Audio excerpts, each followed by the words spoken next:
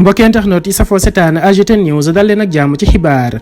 Pape Alé Niang génnati na wax na ci dossier bi nga xam ne moo ñeel Adji Sarr ak Ousmane Sonko mi ñu convoqué nag moom Pape Alé Niang mu ne nañu dalal suñu ay xel ndax li nga xam ne moom moo di mandat de dépôt kenn waru fee wax yu ni mel ndax nag loolu xaju fii te kenn mënu koo nangu waaye nag nañ dalal xel yi ndax Ousmane Sonko dina dem te dina ñibbisi si jàmm ak salaam kenn du ko fa téye day dem wuy ji tout simplement daal di répondre ci question yi te nag soulèvement bi nga xam ne ñu ngi koy yaakaar dina am ci dëkk bi loolee yëpp dara du ci am ndax ndaw ñi dofuñu dina jàpp leen daal la ñuy bañ di injustice waaye nag kii di Ousmane Sonko dem wuy ji ci jàmm ak salaam moom Pape Alé Niang mu ne lu ci mënti xew loolee yëpp dina nekk loo xam ne sénégalais yi dinañ ci def ab jàngat bu am solo ndax kii di Ousmane Sonko dafay dem wuy ji juge bi daal di koy déglu wax kala mu xam ci dossier bi ñibbi waat ab këram wëyal lépp loo xam ne dafa ñel nemmeeku tur bi ndax moom Ousmane Sonko il doit se préparer pour 2024 afin de devenir le prochain président de la République du Sénégal.